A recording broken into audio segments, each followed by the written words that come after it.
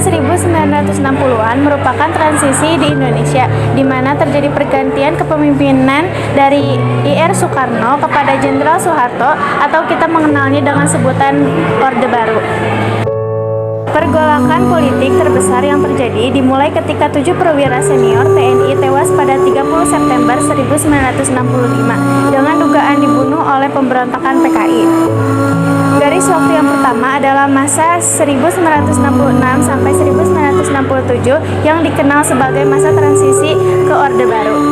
Orde Baru sendiri lahir sebagai upaya untuk mengoreksi total penyimpangan yang dilakukan pada masa Orde Lama. Di masa ini dimulai penataan kembali seluruh aspek kehidupan rakyat, bangsa, dan negara Indonesia, melaksanakan Pancasila dan Undang-Undang 1945 secara murni dan konsekuen, serta menyusun kembali kekuatan bangsa untuk menumbuhkan stabilitas nasional guna mempercepat proses pembangunan. Pada masa transisi ini terjadi pergolakan politik, militer, hingga lingkup sosial masyarakat. Hal ini terbukti ketika para mahasiswa Jakarta membentuk sebuah organisasi federasi yang bernamakan KAMI, atau Kesatuan Aksi Mahasiswa Indonesia. Berbagai tindakan pemuda dan mahasiswa pada masa transisi ini salah satunya aksi Tritura, yang dimana ada 3 tuntutan, yaitu pembubaran PKI, pembersihan kabinet dari unsur G30 SPKI, dan penurunan harga atau perbaikan ekonomi. Super Semar atau Surat Perintah 11 Maret merupakan surat yang diterbitkan akibat demonstrasi yang dilakukan oleh pemuda dan mahasiswa Indonesia pada tanggal 11 Maret 1966, sehingga pemerintah mengadakan sidang kabinet dalam mengatasi krisis. Tujuan dikeluarkannya Super Semar ini untuk memberi tugas pada Panglima Angkatan Darat yang bertugas saat itu, yaitu Majen Soeharto, untuk memutuskan tindakan apa yang harus dilakukan untuk memulihkan keamanan, ketertiban, dan kestabilan dalam melaksanakan jalannya kehidupan bermasyarakat, berbangsa, dan bernegara. Adapun tokoh di balik perumusan Super Semar yaitu Muhammad Yusuf, Amir Mahmud, dan Basuki Rahmat. Super Semar membuat Soeharto merasa memiliki kekuasaan sebagai pelaksana pemerintahan, sementara Soekarno sebagai pemimpin pemerintahan. Hal ini menyebabkan munculnya dualisme kepemimpinan nasional yang menimbulkan pertentangan politik di kalangan masyarakat, sehingga muncullah kelompok pendukung Soekarno dan kelompok pendukung Soeharto. Memasuki pertengahan tahun 1966, masalah dualisme kepemimpinan nasional semakin terasa. Soekarno tidak bisa lagi mencabut Super Semar ketika MPRS memutuskannya menjadi TAP MPRS nomor 9 tahun 1966 pada 21 Juni 1966.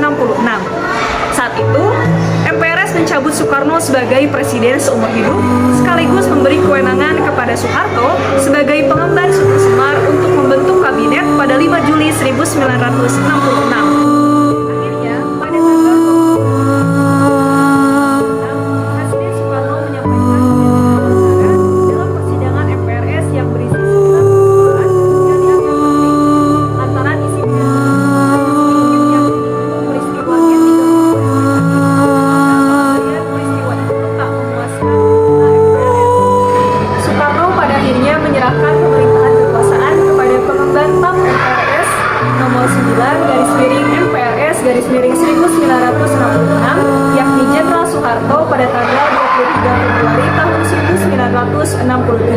Kemudian, pada tanggal 7 hingga 12 Maret 1967 dilaksanakan sidang istimewa MPRS dengan tema utama mengenai pertanggungjawaban Presiden selaku mandataris MPRS.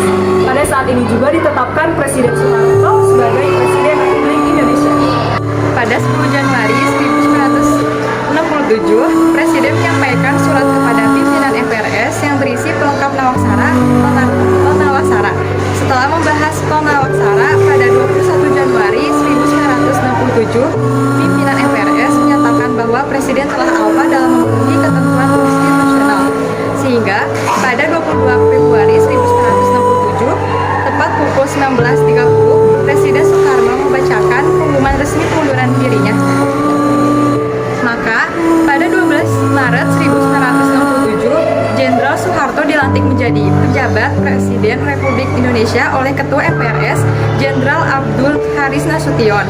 Setelah setahun menjadi pejabat presiden, Soeharto dilantik menjadi Presiden Republik Indonesia pada tanggal 27 Maret 1968 dalam sidang umum kelima MPRS.